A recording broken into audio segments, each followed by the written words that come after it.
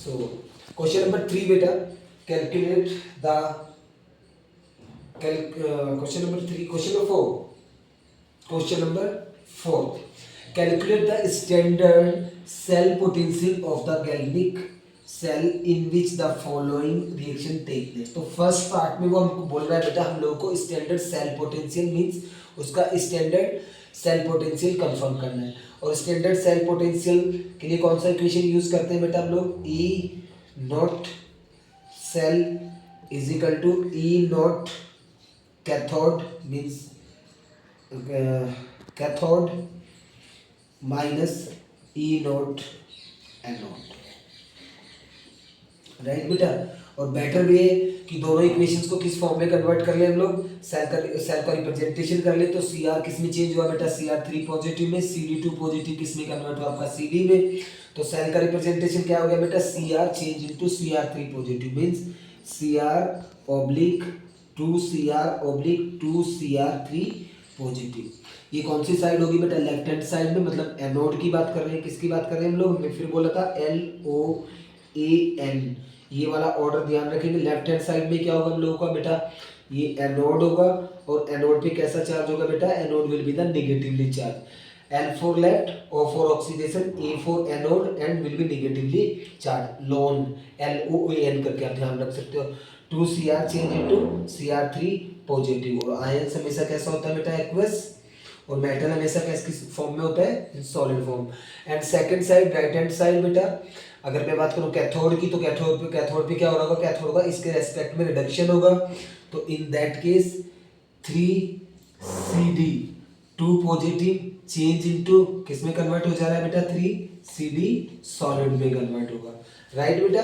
तो in that cell oxidation will be take place. और उस सेल में क्या होगा बेटा, उसमें रिडक्शन होगा। तो मेरा ये ऑक्सीडेशन हाफ सेल हो गया, वो रिडक्शन हाफ सेल हो गया। अब मेरे को ई नोट सेल की वैल्यू डिटरमाइन करनी है। इस क्वेश्चन में ये सारी वैल्यूज हम लोग टेबल से देखेंगे बेटा, इन एग्जामिनेशन से ये वैल्यू आपको दी जाएगी। तो ई नोट सेल, अगर बेटा बात करता हूँ मैं electrode potential of chromium when chromium change into Cr3 positive. तो टेबल को एक बार चेक कर लेते हैं। टेबल में जो वैल्यू आपको दी गई है बेटा रिडक्शन पोटेंशियल की, वो वैल्यू दी गई है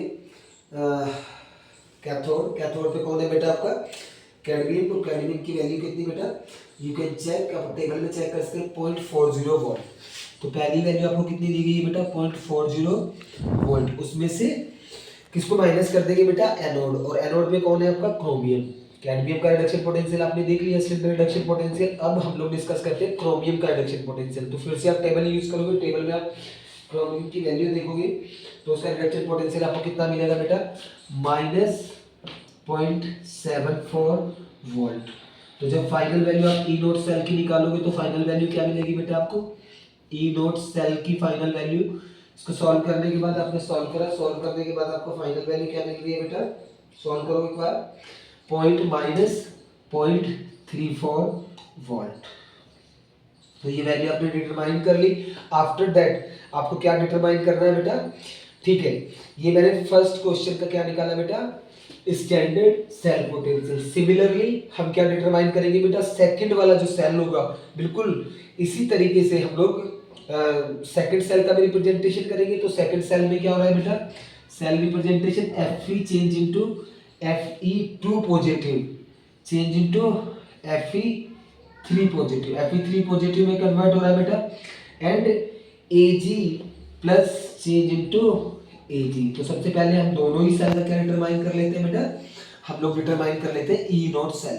तो यहाँ पे ई नोट सेल की वैल्यू क्या होगी बेटा, फिर से वही ई नोट में क्या रहेगा बेटा, ई नोट कैथोड माइनस ई नोट एनोड।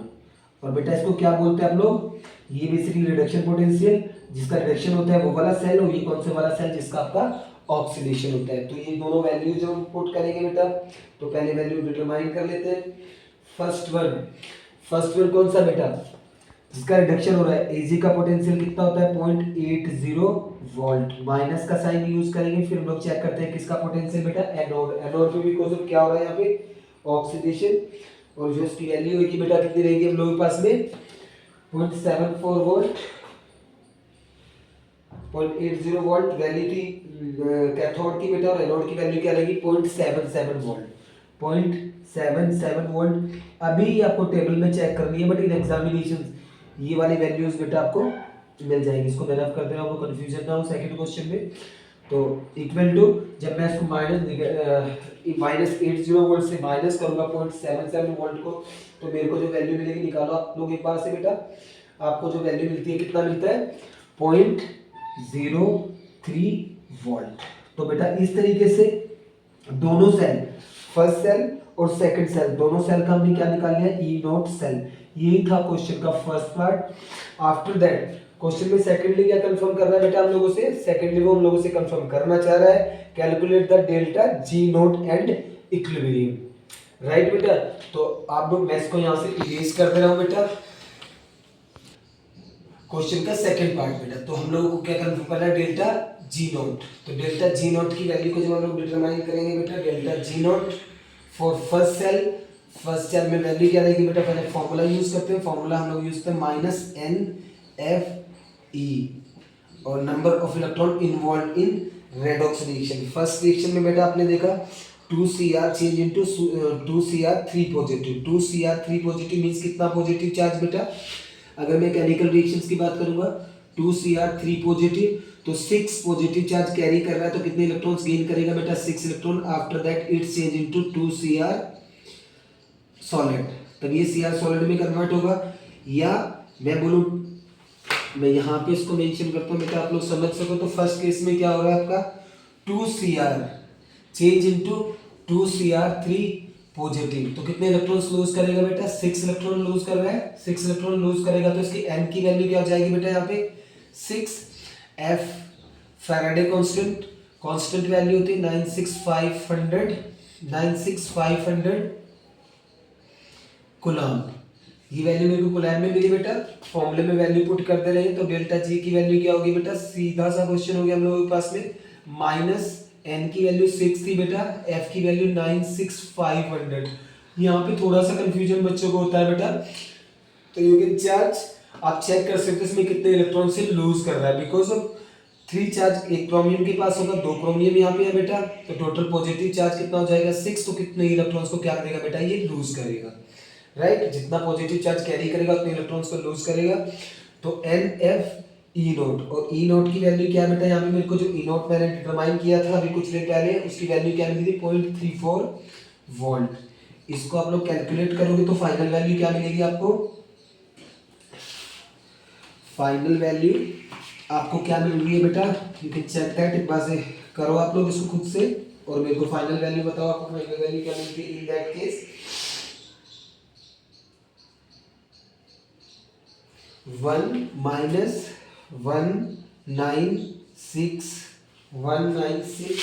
हाँ बोलो 196.86 किलो जूल। मैंने डायरेक्टली इसको किस में कन्वर्ट कर दिया बेटा, किलो जूल में। राइट, आपको जो वैल्यू मिलेगी किस में मिलेगी, पहले जूल में मिलेगी, 1000 से आप डिवाइड करोगे तो यू कैन चेंज, आप जूल को किस में कन्वर्ट कर सकते हो, इजिली किलो जूल में कन्वर्ट कर सकते हो। तो अगर जूल में आपको वैल्यू मिलेगी तो क्या वैल्यू मिलेगी जूल में, आपको पहले आपको वैल्यू बेटा जूल में ही मिलेगी 860 जूल, और किलो जूल में यही वैल्यू क्या हो जाएगी 196.86 किलो जूल। राइट, ये नेगेटिव वैल्यू, तो ये मेरे को कौन सी वाली मिल गई बेटा, गिव्स फ्री एनर्जी, और नेगेटिव वैल्यू मीन्स मेरा सेल स्पॉन्टेनियस है, ये सेल प्रॉपर्ली वर्क करेगा। अब बेटा नेक्स्ट जो वो हमसे कंफर्म कर रहे हैं, अब मेरे पास जी की वैल्यू है, अब मेरे से कंफर्म करता है इक्विलिब्रियम कांस्टेंट। इक्विलिब्रियम कांस्टेंट के लिए कौन सी इक्वेशन यूज करेंगे बेटा, delta G not is equal to minus 2.303 RT and log K C. Right बेटा, तो ये केसी जी नॉन है हम लोगों के पास में, और केसी की वैल्यू डिटरमाइन करनी है। आर गैस कांस्टेंट है बेटा, टी टेम्परेचर है, तो ये सारी वैल्यूज में यहाँ पे पुट करते हैं। और टेम्परेचर हम लोग चेक कर लेते हैं, क्वेश्चन में टेम्परेचर कितना दिया हुआ है, और अगर टेम्परेचर को क्वेश्चन में नहीं देगा तो हम लोग कौन सा टेम्परेचर यूज करेंगे बेटा, हम लोग फिर स्टैंडर्ड टेम्परेचर यूज करेंगे। कौन सा टेम्परेचर यूज करेंगे, स्टैंडर्ड टेम्परेचर। और स्टैंडर्ड टेम्परेचर कितना होता है बेटा 25 डिग्री सेल्सियस, और यहाँ पे यूज करेंगे तो केल्विन में यूज करेंगे। तो बेटा डेल्टा जी की वैल्यू आपने -1 96.86 किलो जूल डिटरमाइन कर लिया था पहले से। और यहाँ पे बेटा -2.303 आर की वैल्यू क्या होगी बेटा 8.314 जूल पर केल्विन, जूल केल्विन इनवर्स बेटा, और मल्टीप्लाई बाय टी। टी कितना है बेटा 298 केल्विन एंड लॉग के सी। अब जब इसको प्रॉपरली सॉल्व करेंगे बेटा तो log के सी हम लोगों को क्या मिलेगा, log के सी इज इक्वल टू, फाइनली हम लोगों को ये मिल रहा है बेटा, जब इसको सॉल्व करते हैं तो फाइनल वैल्यू इसकी क्या मिलेगी मेरे को 34.50 सॉल्व करने के बाद जब ओवरऑल कैलकुलेशंस आप लोग कर लोगे तो आपको ये वाली वैल्यू मिल जाएगी। अब थोड़ा सा जो प्रॉब्लम आता है बेटा, यहाँ पे आपको क्या डिटरमाइन करना होता है, एंटीलॉग। और एंटीलॉग को कैसे डिटरमाइन करते हैं वो हम अब करने वाले हैं बेटा। एंटीलॉग डिटरमाइन करने के लिए इस एंटीलॉग को थोड़ा सा, ये कौन सा वाला पार्ट से, इस पार्ट को क्या बोलते हैं बेटा हम लोग, कैरेक्टरिस्टिक्स बोलते हैं, कैरेक्टरिस्टिक्स। और सेकंड वाले पार्ट्स को क्या बोलेंगे बेटा हम लोग, मैंटिसा। मैंटिसा दो पार्ट्स में होता है। और अगर लॉग से मेरे को लॉग रिमूव करना है तो बेटा उसका क्या ले लेंगे हम लोग, उसका एंटीलॉग। तो केसी अगर मेरे को चाहिए तो क्या लूंगा बेटा मैं, एंटीलॉग। किसका एंटीलॉग यूज करूंगा बेटा, एंटीलॉग ऑफ 34.50। उसमें फर्स्ट वैल्यू कैरेक्टरिस्टिक सी और सेकंड वैल्यू क्या रहेगी, मैंटिसा। ये कैरेक्टरिस्टिक होगा, ये मैंटिसा। आपका जो कैरेक्टरिस्टिक होता है बेटा, कैरेक्टरिस्टिक किसमें ले लेते हो आप सॉल्व करने के लिए, 10 की पावर में। 34 है तो इसकी वैल्यू क्या हो जाएगी बेटा, कैसे सॉल्व करेंगे, 10 की पावर -34। और बिकॉज ऑफ ये लॉग का रिवर्स होता है, लॉग का उल्टा होता है। लॉग में क्या करते थे बेटा, सॉरी ये वैल्यू किसमें आपकी प्लस में, +34। हम क्या क्या करते थे बेटा, वहां पे हम लोग 34 -1 करते थे, बेस को डिटरमाइन करते थे। यहाँ पे क्या करते थे, 34 जो भी वैल्यूज आपको मिलेगी पावर में +1 ऐड करते रहे। तो 10 की पावर क्या हो जाएगी 35। और जब हम लोग चेक करेंगे एंटी लॉग टेबल, तो एंटी लॉग टेबल में किसकी वैल्यू चेक कर लेंगे बेटा, अब एंटी लॉग टेबल में 0.34 की वैल्यू को चेक करेंगे, सॉरी 0.50 की वैल्यू को चेक करेंगे बेटा। किसकी वैल्यू चेक करेंगे, 0.50 की वैल्यू बेटा। और 0.50 बिकॉज ऑफ हम लोग के पास में 2 इंटीजर्स यहाँ पे है, तो 50 को किस पे चेक करेंगे बेटा, एक और 0 बढ़ा लेंगे। तो एक्चुअली जो वैल्यूज हम डिटरमाइन करते हैं उसके एटलीस्ट हम लोगों को 3 इंटीजर्स चाहिए।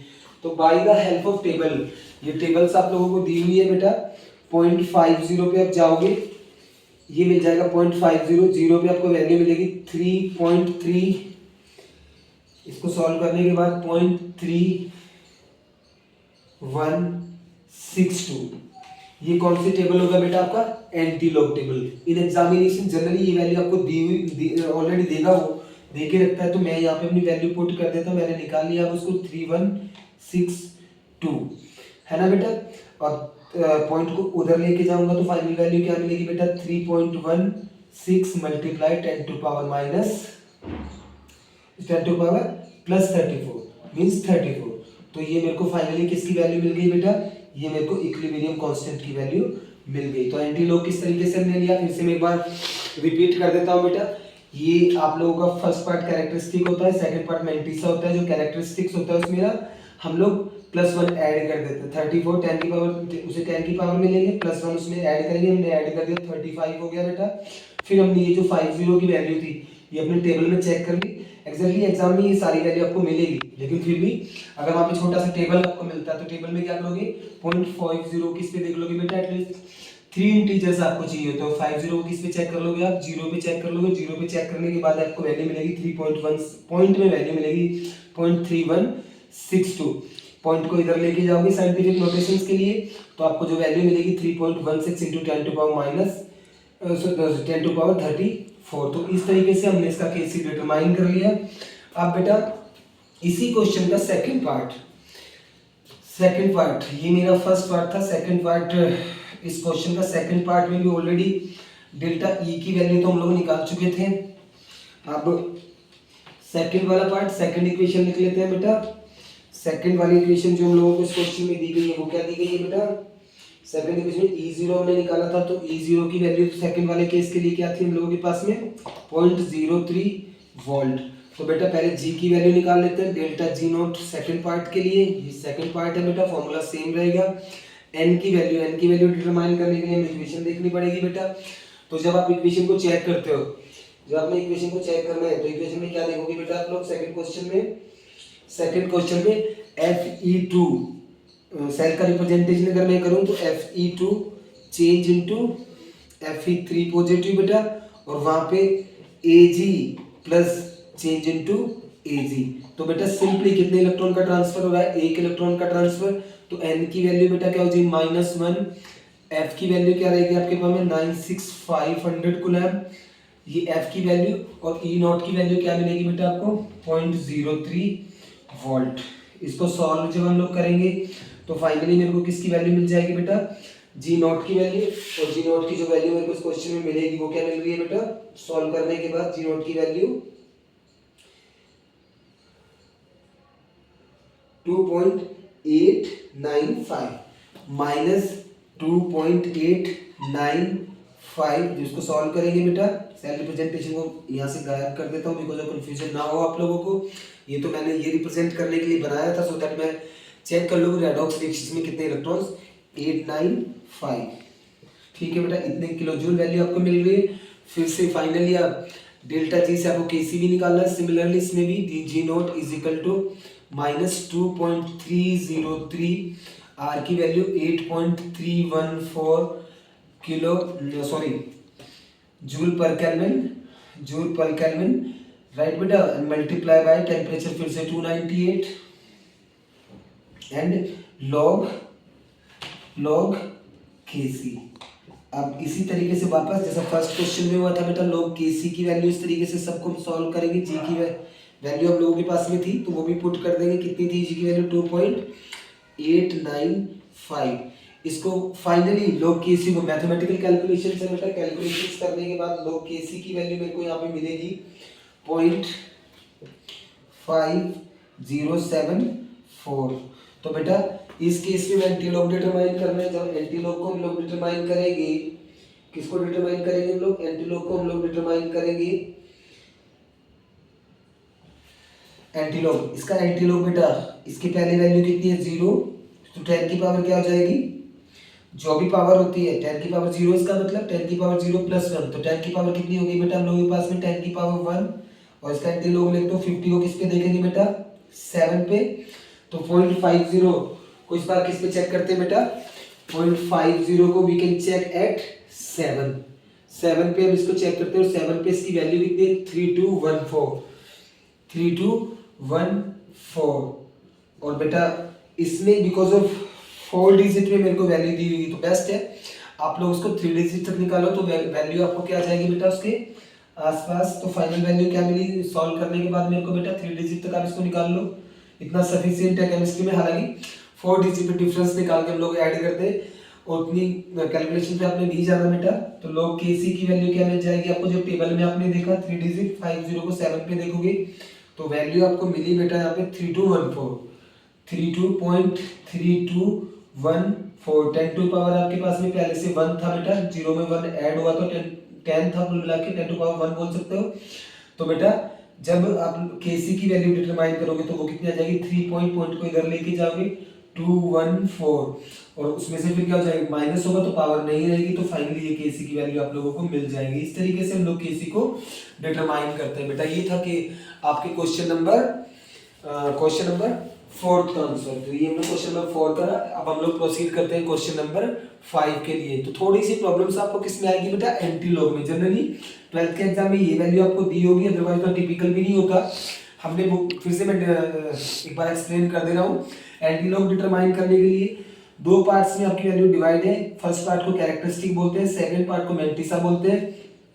जो भी कैरेक्टरिस्टिक्स होगा वो 10 की पावर में जाएगा, उसमें +1 ऐड करते हैं हम लोग, तो मल्टीप्लाई मैंने पहले से लिख दिया पावर, और फिर 50 को किस पे चेक कर लेते हैं बेटा, एटलीस्ट 3 इंटीजर्स मेरे को अपनी वैल्यू में चाहिए होते हैं। थर्ड इंटीजर क्या मान लेते हैं लोग, जब कोई भी इंटीजर मेरे पास में नहीं होता तो 0 मानते हैं। 0 पे मैंने वैल्यू देखी तो ये वाली वैल्यू, फिर इसको अरेंज किया तो फाइनली मेरे को क्या मिल जाता है, मेरे को इसका आंसर मिल गया बेटा। आंसर क्या था मेरा 3.162 10 टू पावर -10 टू पावर 34। ये केसी।